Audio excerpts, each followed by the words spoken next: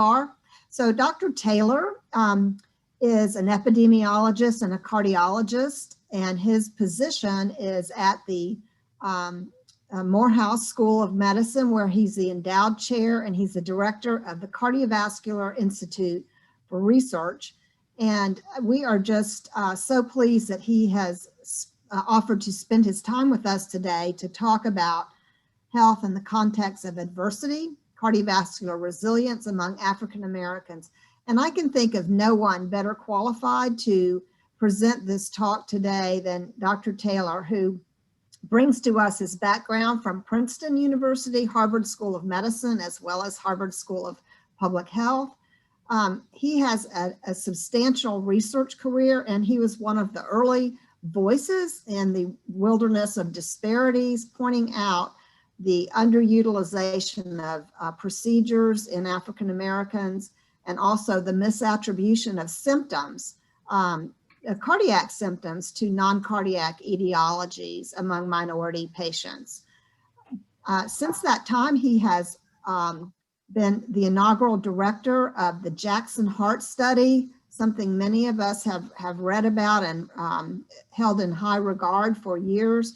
The Jackson Heart Study was a study of people in Jackson, Mississippi, primarily the African American community, and studying cardiovascular disease risk, hypertension, and just generating an incredible amount of information and knowledge about risk and treatment in that population. So we're thrilled today that Dr. Taylor is going to talk with us about this topic, and also the exploration of the MECA Center. The MECA is Morehouse Emory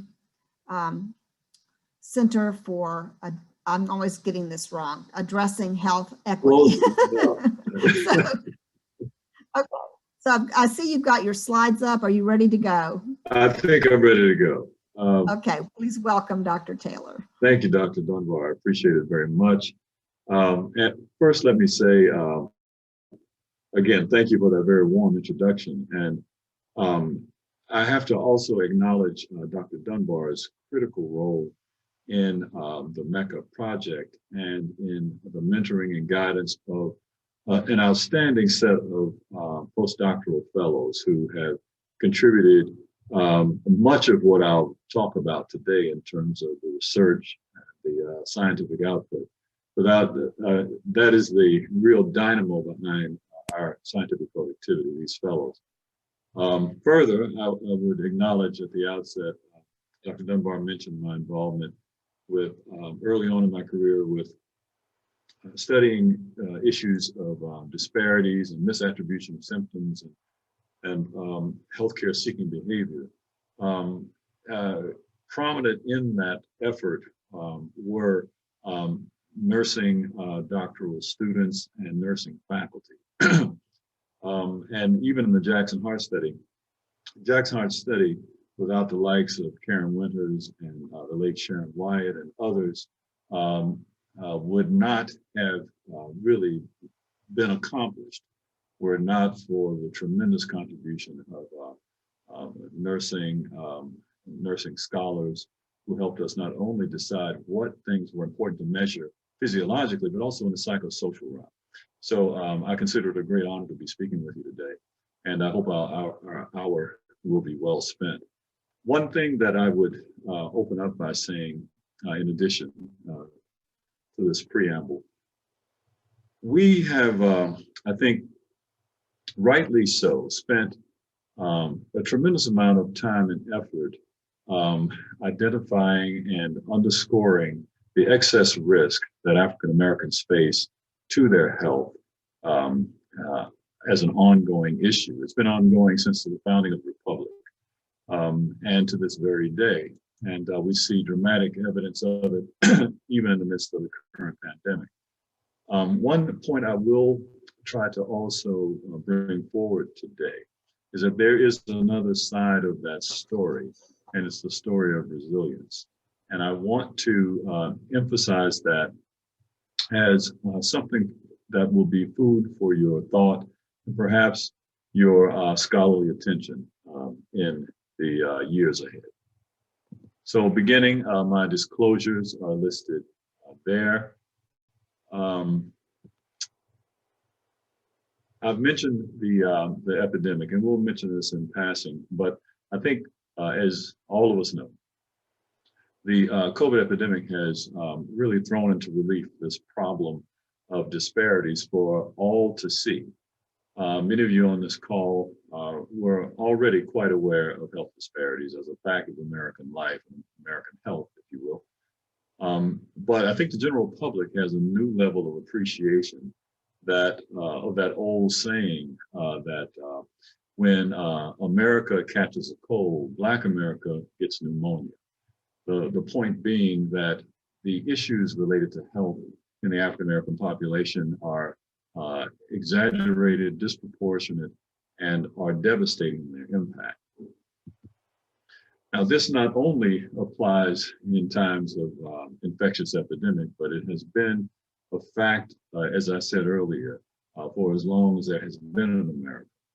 And this actually obtained even through what was popularly known and may still be popularly known as the golden age of cardiology. That is a time when the United States really began to tell a public health success story in cardiovascular disease, the leading killer of all Americans. That success story was an over 40% drop in cardiovascular mortality that occurred between 1963 and today. It's a success story by any measure if you look at the population as a whole. And this slide depicts some of the major inflection points along the way, major developments along the way. But you can see the general trend is one of improving statistics in terms of cardiovascular mortality. But that, as you know, did not obtain for the entire population. These pockets of resistance, like the one illustrated here in Jackson, Mississippi, shows that even in the midst of gradual improvement for the nation, a significant lag was experienced by African American men and women. This particular slide depicts the story in Mississippi versus the United States for men, and you can see that a gap emerged in here, going back to the late 70s and early 80s, but it has been widening since that time, mostly widening. There have been periods where it's narrowed, but you can see that there's this persistent gap. And if this gap persisted, or if it were resolved at the rate that you see it happening here, we'd be well into the 22nd century before African American health and cardiovascular disease was on an equal basis with that of non-African Americans in the United States. This problem, as I have said now 3 times, has been something that has been characterized in America for a very long time. In fact, there were some really incredibly dire predictions about the future of the African American population.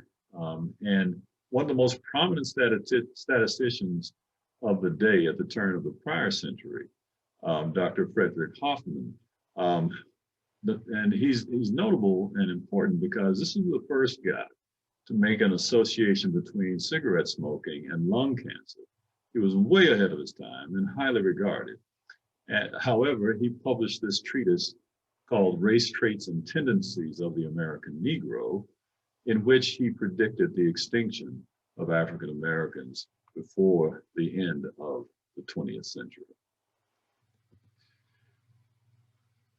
There was a tendency then, as there is now, to blame somehow race as the problem, but I think thoughtful scholars are increasingly acknowledging that it's not so much race as it is racism, the response societally and otherwise to the African American, and the racism that is not just the interpersonal affronts and offenses, but rather a system that systematically deprives a group of resources, opportunities, and including opportunities for health and education that feed into this seemingly intractable pattern of depressed health status for African Americans.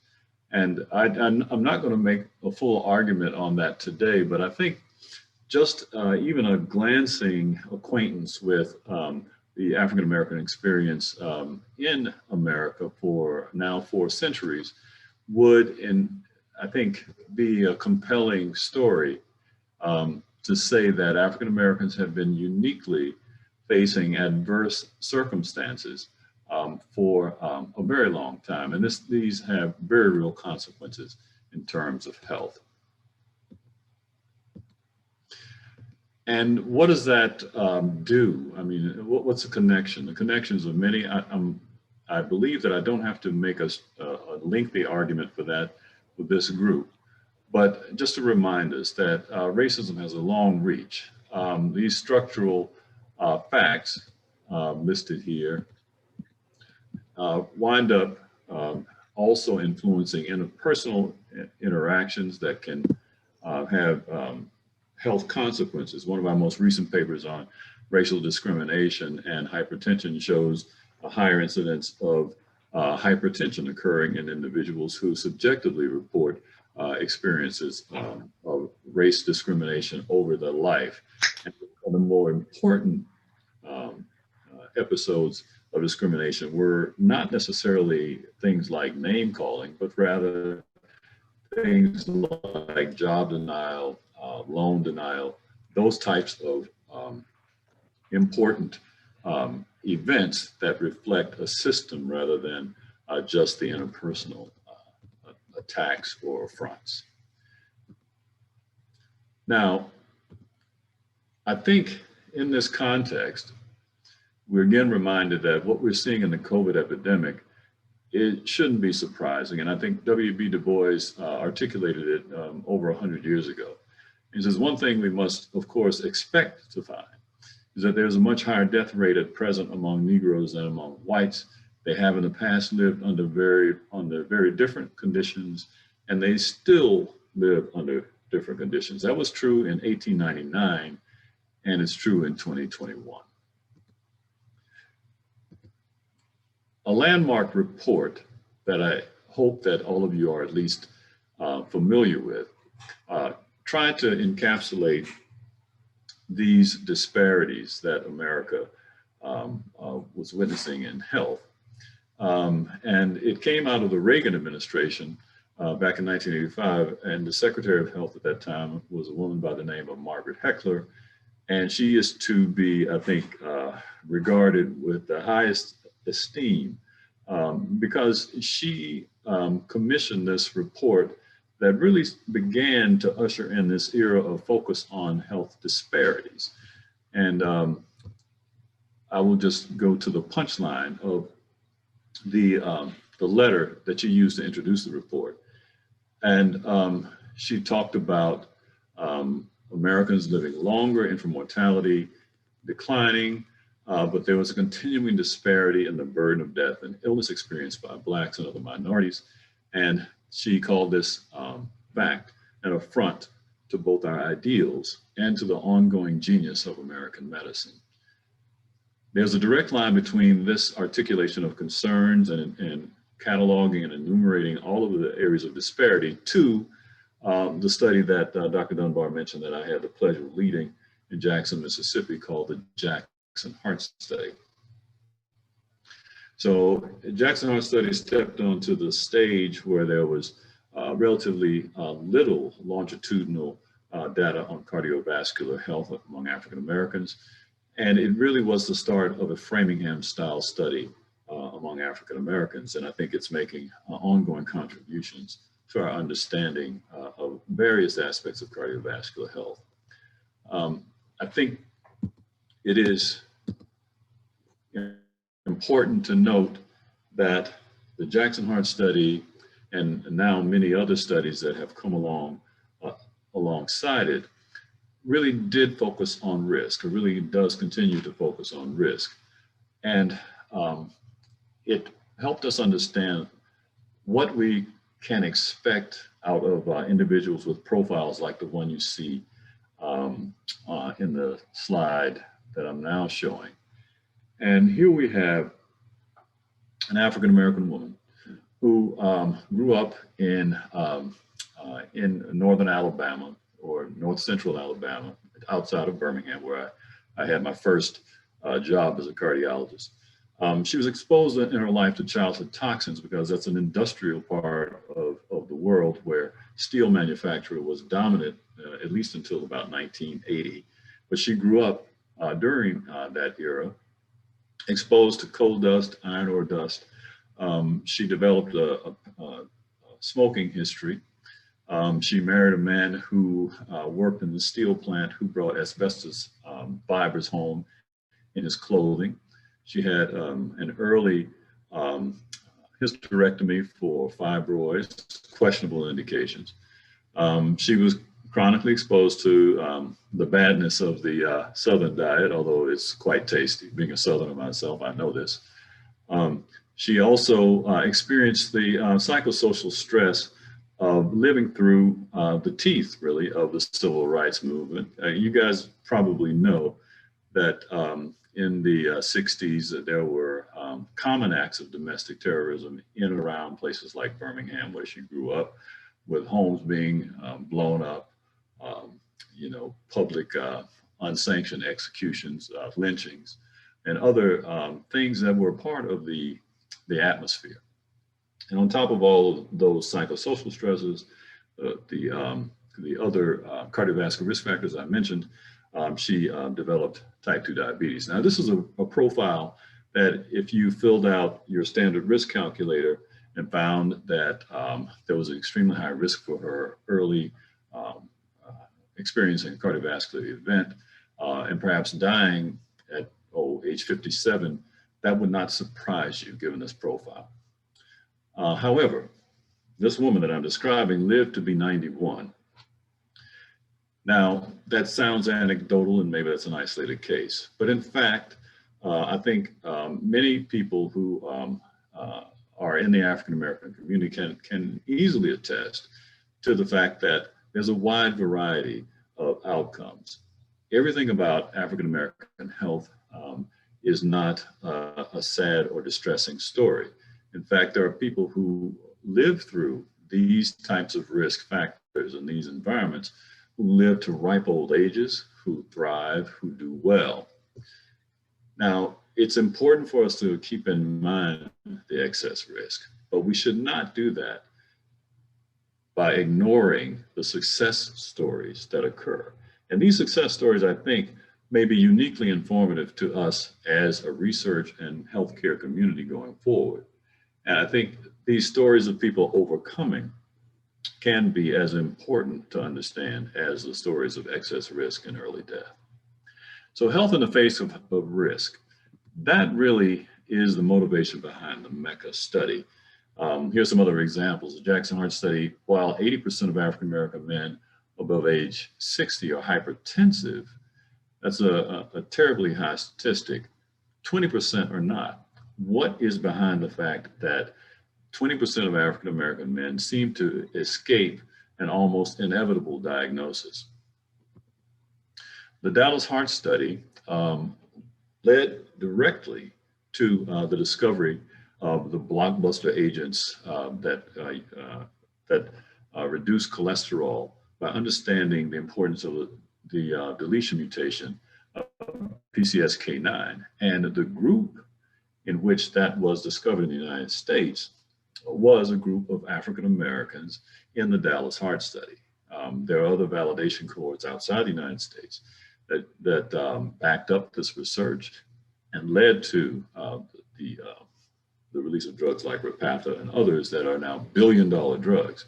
But that story of resilience in the midst of risk, or unexpected survival and thriving in the midst of risk, led directly to a benefit to not just African Americans, but to anyone suffering from hypercholesterolemia that is difficult to control or who may have some problems taking statins. And similar results can be found in other studies. Perhaps one of the most interesting is the the disparity crossover that occurs in older ages, where African Americans tend, if an African American and a white person live to their mid 80s, African American survival is at least as good and perhaps better than among whites. Resilience, then, health maintenance in the face of risk. And this is what, again, Mecca is all about. And James Baldwin put it as he walked through Harlem and commented on life in Harlem. He says, the wonder, this is back in the 50s, the wonder is not that so many are ruined, but that so many survive. Some opening questions then about resilience. So what might contribute to this? What contextual factors might be tied to resilience among African Americans? There are subjective elements perhaps, as well as objective. Are there neighborhoods of unexpectedly good health? Do the residents of these zones differ in risk profiles? And do they possess uniquely resilient profiles? Pardon me, I'm having a little trouble advancing this slide. There. And what individual, so contextual and individual circumstances and characteristics may be important to consider. What might those individual characteristics be? Psychological, biological, genetic, epigenetic? And are there objective markers of individual physiologic resilience?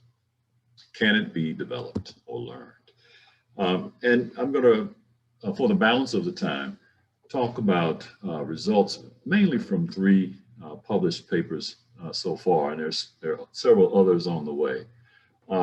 And again, I allude to the great contribution of our postdoctoral fellows who have really worked hard to get this information into the scientific literature. So the Morehouse Emory Cardiovascular Center for Health Equity.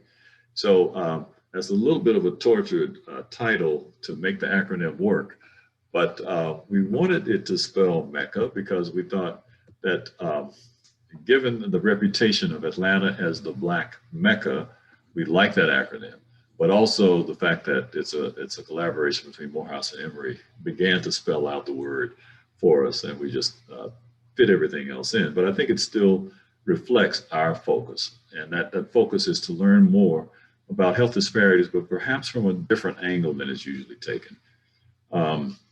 Atlanta, again, described as a Black Mecca by Ebony magazine as long ago as 1971. But I think people still use that terminology today. And all of these reasons make Atlanta an interesting and important place to focus. I won't go through them one by one. But I think it's important for us to recognize that with approximately 2 million African Americans in Atlanta metropolitan area, it is an important place for us to look. Also, it's characterized by wide ranges in socioeconomic status among the African Americans. So the idea of the heterogeneity of outcome potentially could be well explored in Atlanta as an ideal laboratory, because we all know that socioeconomic status is very important in looking at health outcomes. So that variety, that diversity, we are using to our advantage in terms of exploring this notion of resilience.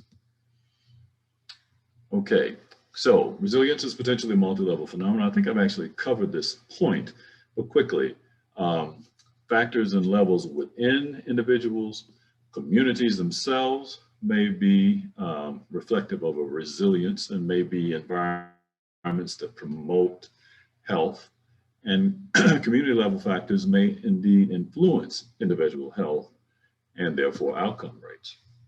This is a quick outline of a 3-pronged study that is the heart of Mecca, that aims to look at these 3 levels of concern. The population or context level, the individual or clinical level, and the basic science level. And also there is a small clinical intervention project embedded in Mecca.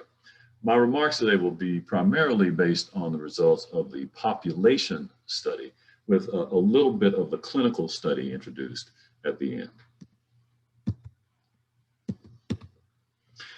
I want to acknowledge Peter Baltras and Tanae Lewis as the PIs of this part of the Mecca project, and the contribution of Dr. Vaccarino as well. And Mario Sims at my old place in Jackson, Mississippi, also very important. So the idea here was that, are there communities that are vastly different in outcomes for African Americans in terms of cardiovascular disease? And so we set out looking for communities that had vastly different outcomes, and we used three variables basically, looking at cardiovascular mortality, emergency department visits for cardiovascular reasons, and hospitalizations, all among the African American population. And here's a list of the aims, principally to identify communities that either promote cardiovascular resilience or are uniquely identified as high risk. Try to look at what characteristics determine whether a community is one or the other, and in a bridge to the clinical side of things, evaluate the relationship of these factors with Life Simple 7 score, which is a popularly used way to look at cardiovascular health. And indeed, in this paper led by Jong-Won Kim, we identified such areas, these areas where there were vastly different outcomes among African Americans in census tracts that often were just next door to each other. A first pass at looking for these communities where outcomes were very different revealed something that I think everybody already knew, and that is that money matters. People who have means, whatever race, tend to be among those who do well, whereas communities that are poorer tended not to do well. So this was important, and an important part of resilience can be said to be what type of access to resources you have. However, this was not news. We wanted to see beyond the socioeconomic status, beyond money, at what personal and environmental characteristics might be at play. So our statisticians went to work and controlled for median income, and were able to identify communities that had very similar median incomes, but yet vastly different outcomes in terms of cardiovascular health. And this is a notable finding. That is that in communities that barely differed in median income, we found 106 communities that had significantly lower cardiovascular event rates than this other extreme, where we see in some cases almost a doubling of mortality, almost 4 times higher emergency room visit rate, and 5 times as many admissions for cardiovascular disease, all among the African American population, all in communities where the median incomes were about the same, and often in communities that were contiguous, as you can see from the map.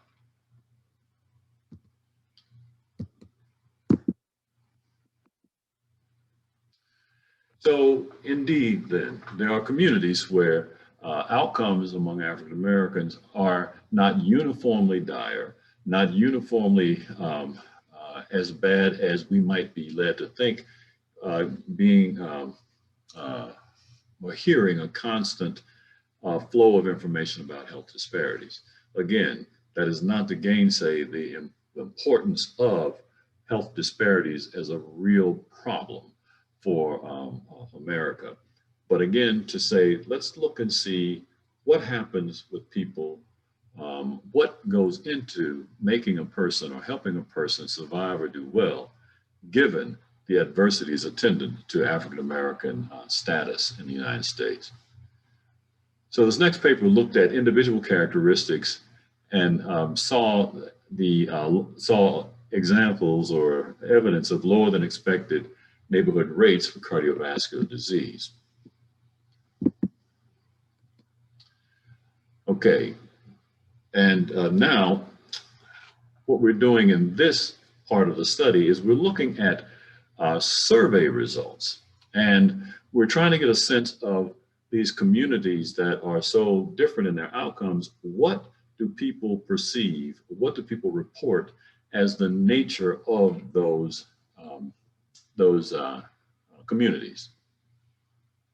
And you can see that people who were in the survey were less than 64 years old and had lived in their communities for over 6 years. So they were stable. They weren't moving in or moving out. It wasn't a situation that was a very fluid or dynamic in terms of residential change. The types of things we assessed using standardized instrumentation included aesthetic quality, walking environment, safety, violence, and social cohesion, and food access. This gives some examples of some of the questions used in assessing neighborhood health. And we looked at individual resilience factors, and these were embedded in the survey questions about discrimination, environmental mastery, and the rest you can see listed. And these weren't just randomly selected, but the literature supported that there may be signals in these particular dimensions of psychosocial, of the psychosocial experience that might indicate or might predispose people to resilience to certain negative outcomes. And here's some sample questions that we can circle back to if there are more questions about. But this gives you a sense of the types of questions that were embedded in the survey. And the outcome of the survey, this is a lot of information, but it's important to note that environmental mastery, the lack of depressive symptoms, optimism, resilient coping, and importantly, purpose in life were all factors that were found to be tied to those individuals who took the survey, who lived in those resilient communities. And this gives sort of a summary of all of the things that were statistically significant about neighborhood health. So aesthetic quality, safety, healthy food access, and the experience or the perception of neighborhood violence. Those were the contextual features.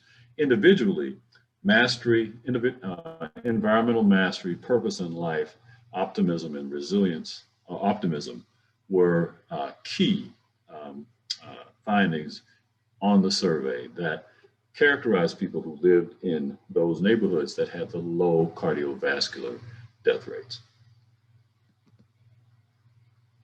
At the census tract, looking at these same communities, it's important to note that while the respondents to the survey were all younger than 65, that the neighborhoods, looking at census tract data that had higher risk, were characterized by having a higher proportion of people over 65 in the neighborhood. Perhaps even more important is the finding that the Gini index was indicative of larger income disparities in those neighborhoods. So the difference or the distance between the haves and the have-nots in the neighborhood, the more profound that distance was, the more dangerous in terms of cardiovascular health those neighborhoods were. The last paper in this series looks at the relative importance of individual psychosocial resilience and neighborhood context, and how those two things work together in terms of determining a clinical outcome or a clinical variable, cardiovascular health as measured by the Life Simple 7 score. You guys are familiar with the Life Simple 7 score, and it includes both physiologic measures as well as behavioral measures, such as physical activity, smoking cessation, and so on. And interestingly, the neighborhoods that had the best health also were characterized by high levels of social cohesion and activity with neighbors. So this characteristic of social integration, if you will, of a neighborhood proved to be a fairly consistent finding in predicting neighborhoods that had healthy environments or healthier cardiovascular health outcomes. Here we have social cohesion separated out, and you can see that, well, as I said before, social cohesion proved to be an important variable that promoted cardiovascular health. And if you break down the Life Simple 7 cardiovascular health score, the dominant components that contributed to this difference were exercise, diet, and BMI. Activities with neighbors likewise showed to be a health promoter in terms of cardiovascular health in our research. And we see that the components that are most important here, again, were exercise, diet, and BMI. Looking at individual characteristics, psychosocial characteristics, we see too that this list, individual psychosocial resilience, environmental mastery, purpose in life, optimism, resilient coping, and low levels of depressive symptoms all favored cardiovascular health. And we put these together in a composite score for subsequent analysis. And this result, this important result obtained, and that is to say that, let's see if we can make this plain here, that the mean Life Simple 7 scores improved, and the scale was 0 to 14, but they improved with the contribution of positive individual psychosocial resilience measures, as well as neighborhood health measures. And the interesting thing is, if you look at low levels of individual resilience, again, determined by that composite score that included optimism, mastery of life, etc., and looked at people who are from neighborhoods that had low levels of resilience or low levels of neighborhood health, if both the individual and the neighborhood registered low on those scales, then that was sort of the worst case scenario. But if individual resilience remained low, but neighborhood resilience was rated high, you see an increment, although the confidence intervals overlap. But things are trending better based on environmental circumstances. If there was high levels of individual resilience in neighborhoods that were rated low in terms of health and evidence of resilience, we actually see a further increment over having low individual resilience characteristics and a very positive neighborhood environment. And this is an important outcome here. And I think it's important to note that the individual characteristics, again, to name a couple, environmental mastery, optimism, low depressive symptoms, are an important buffer against negative environmental circumstances. And this, I think, is the most important thing to observe on this particular graph, because we move from here to here based on individual characteristics. Of course, having both positive environment and positive individual characteristics is obviously very good, and that's obviously what we want for everyone. But we see that the individual resilience, at least using the Life Simple 7 cardiovascular health score as the outcome, individual resilience characteristics are tremendously important. So in summary, if we take those three papers together, we see this list. I won't read it all through, but the key takeaway points thus far that those resilient census tracts had less income inequality and fewer people who were living in poverty, although the median income itself was very comparable to those high-risk tracts that they were compared with. And respondents living in resilient tracts reported the neighborhoods to be more aesthetically pleasing, less violent, and not to be food deserts. The residents of resilient tracts reported better scores in the areas that appear to contribute directly to cardiovascular resilience. You see the list there.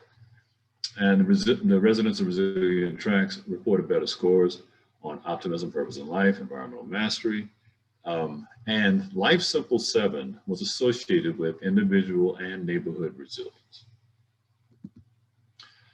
So that is where we are currently with the population study in Mecca. There are other things that are ongoing and will soon be reported in more detail. The clinical project that's led by Dr. Pimu at Morehouse and Dr. Kayumi at Emory looks at some of the physiologic individual risk factors and hopefully resilience factors that can be found by looking at these sets of factors: traditional risk factors, indicators of oxidative stress, inflammation, and regenerative capacity, as well as indicators of subclinical disease using non-invasive vascular testing. And some of you may be familiar with some of these devices and tests that assess arterial stiffness, endothelial function, carotid, IMT, as well as pulsatile arterial tonometry, looking at things like pulse wave velocity and augmentation index to indicate the health of the vascular tree.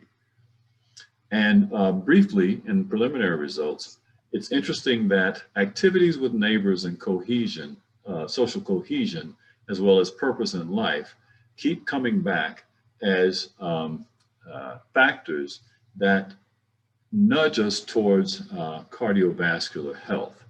And for those of you who think that that you need more than self-report surveys or more than instruments that are expertly devised by psychologists to look at outcomes, here's what we see using some really technical and quantitative measures to look at some of these psychosocial variables and how they influence health. And we see using that type of instrumentation, we're still having the emergence of these psychosocial variables as important in cardiovascular health and resilience. And comparing with a validation cohort in Jackson, Mississippi from the Jackson Heart Study, we see that similar measures, not every measure is harmonized between Jackson and Mecca, but where they overlap, we again see factors relating to very similar psychosocial dimensions popping up as important. Social cohesion, again, importantly, occurs over and over. The final aspect of the Mecca project that I want to at least make you aware of that is exciting and with results slowly emerging is the look at epigenetics. I think all of us appreciate that the epigenetics is an important aspect of phenotype. Whether or not a gene is expressed becomes as important as whether or not the gene is present when it comes to the actual phenotype that we see. And we know that there are modifiers of that expression that can occur based on environmental exposures. And here's just a fairly exhaustive list of the types of things in the environment that can modify the epigenome and determine whether or not genes are actually expressed.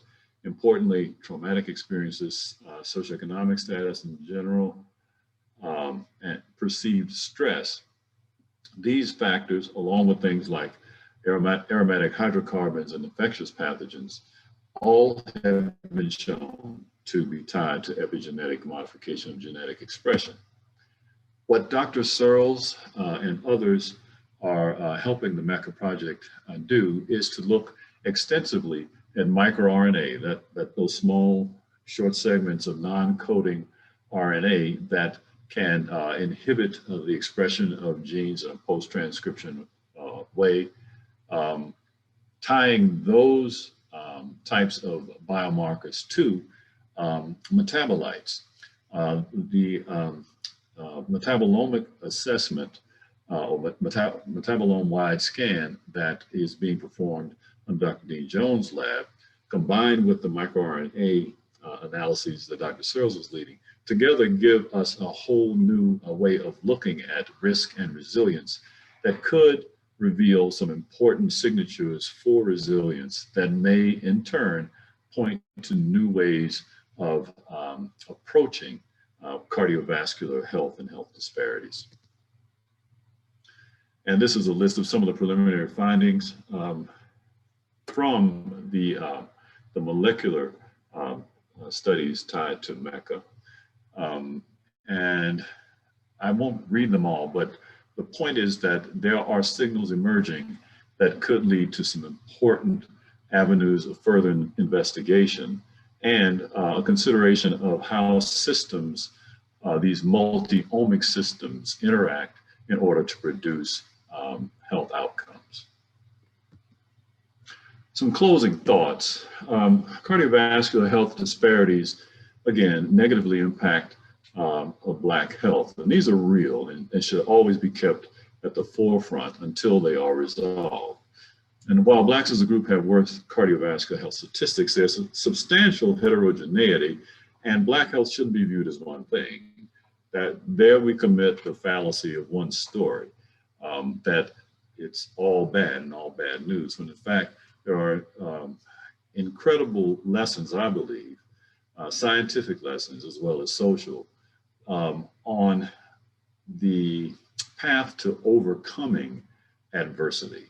So while, again, for instance, so many African-American men have hypertension, I think there's a story among those who don't when they are in advanced ages. Blacks are often resilient in the face of biological and psychosocial adversity. Again, defying predictions of extinction less than 100 years ago. And individual and contextual resilience factors overlap and reinforce each other and can act in concert to promote health. I believe acknowledging and exploring this heterogeneity and resilience among African Americans may offer new insights and expand our approaches to the resolution of health disparities. I think one final cautionary note is that the ideal scenario for us as Americans, and particularly Americans interested in health, is that resilience would not be so necessary for African Americans. This quote sort of underscores that point, that promoting resilience without also working to address societal conditions that often make resilience necessary is only a partial response. The vast majority of everyday challenges that may affect many but not all African American families, such as institutional racism, poverty, and others, are issues of social justice. We are not only health professionals, we are leaders in society. And I think it is important for us in essentially all we do to really work towards the American ideal of equity in health. And I think acknowledging and understanding the resilience of those African Americans who are doing well despite some really daunting stressors in the environment, I think that will teach us not only about those African Americans or the African American, the challenges that they face and overcome, but there are fundamental lessons about human resilience embedded in that. Every living organism needs to be resilient. Resilience is something that we need to live. The more we understand about that, I think the more we can understand about optimizing health for all people. Thank you very much. Well, Dr. Taylor, thank you so much. If we had been in a room together, you would probably have had a standing ovation, and I can certainly listen to you talk on this topic all day. So this was really a great overview of MECA, a great overview of the history and some new things for many of us in terms of the trajectory of health disparities and understanding Black health, cardiovascular health. I think that there are probably a number of questions. I see some chat accolades for you, so that's great. Does anyone have a question? And you can either just jump in with your, unmute yourself, or you can type something in the chat. We have a few minutes, if you're okay with that, Dr. Taylor, with taking a few questions. Certainly, absolutely. Great. Hello, I have a question. I'm not able to type in the chat. My name is Ebony, and I work at Emory in the School of Nursing. Yes. And I had a question just about, I love the idea and the hope and possibility of unexpected survival of African Americans in the face of risk. But do you have any level of concern that this could sort of reinforce some negative ideas that are used to justify denial of certain levels of service and care to African Americans? Right, right. That's such an important question. Thank you. I think that the fact that resilience is almost a necessity, right?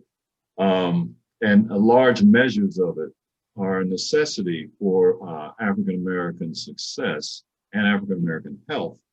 I think it should not then lead to the conclusion that all African Americans should develop high levels of resilience and function at those high levels. In other words, it's kind of like there was a commercial.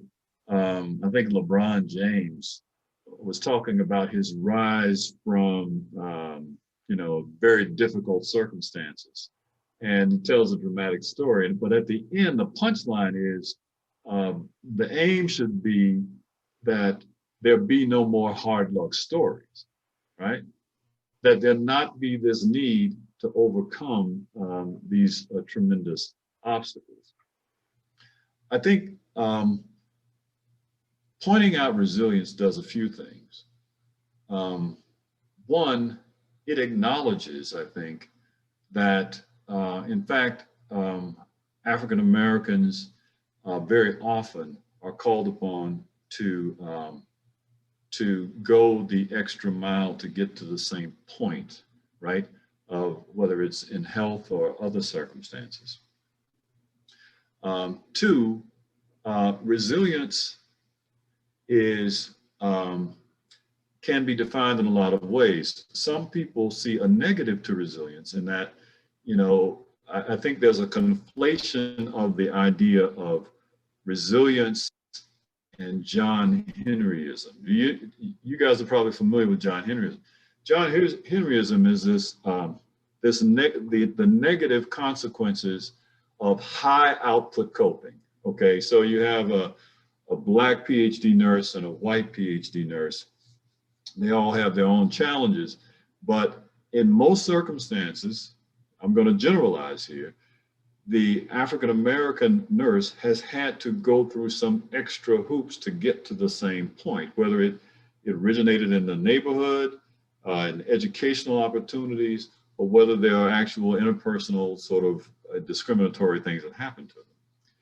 That can take a toll and can lead to excess cardiovascular dysfunction, right? Sherman James, who was on the Emory faculty for a few years, I think, a couple of years back, is the author of this whole John Henryism idea.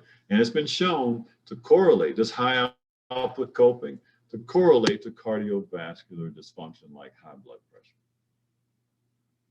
That's not, I'm not calling that resilience, okay? So resilience, this overcoming in the face of adversity, this longevity, this cardiovascular health, despite adversity, I believe one is vastly understudied, and it may hold some important lessons for us about, again, not just African American resilience, but human resilience writ large. I'm not sure I'm answering your question, but I do not want the message to ever be that we should diminish our emphasis on health disparities, right? Because that's still a reality. Still, there are 85, 90,000 excess deaths among African Americans every year, enough to overflow the Mercedes-Benz Stadium for people who should not have died, right? So we have to be clear-eyed about that. But we can hold that idea and the notion of Black resilience in tension. We can hold those ideas in our head, acknowledge and even learn from African American resilience, while also understanding that there's a huge excess toll of death and disease on Blacks year to year. I'm hoping I at least got a glancing answer to your question. I'm really glad Yes, you did. question, Ebony, and it's such an important one, and I appreciate your answer. Yeah, very. I think another question that's come up is, do you see any other health outcomes in the African American community that could benefit from this same type of focus as Mecca?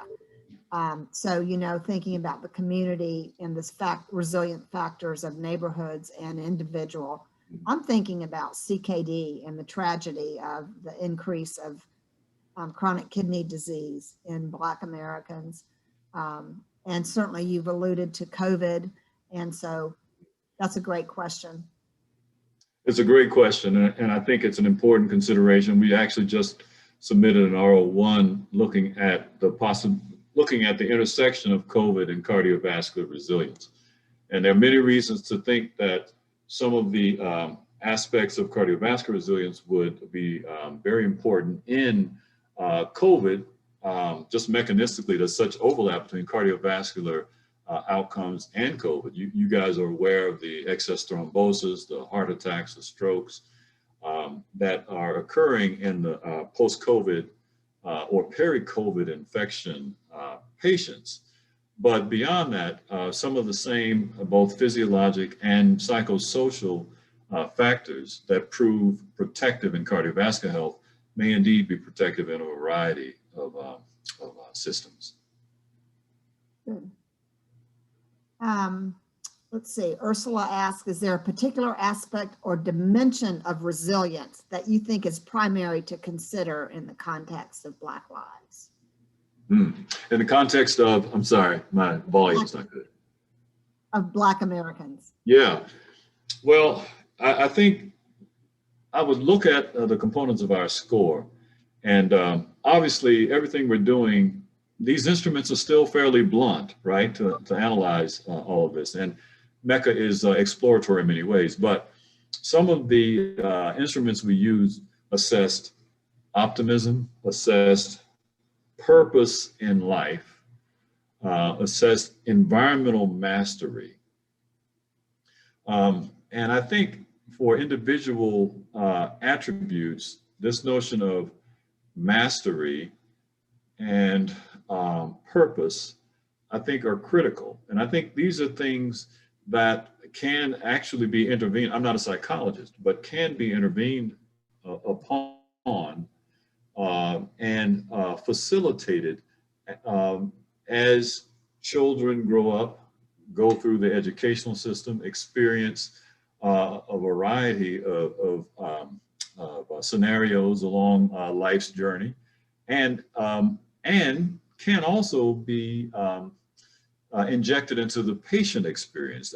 Some early experimentation with this looks at diabetic management and diabetic self-management, and the importance of framing the instructions in terms of self-mastery, right, versus sort of the often paternalistic kind of instruction and leading someone through it.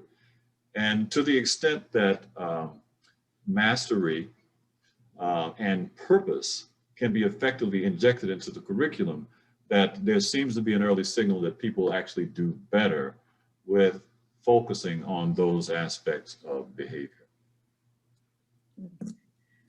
Okay, well, Dr. Taylor. this has been a great presentation, a great set of questions. We'll have you back, Dr. Taylor, at another time when you'll have more results.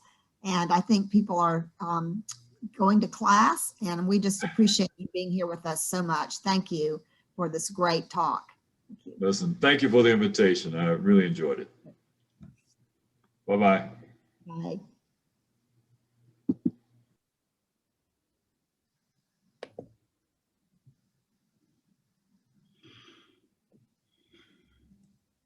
Okay, thank you, Jessica, for helping us and recording. And we'll make it, figure out where to make it available. So really appreciate it.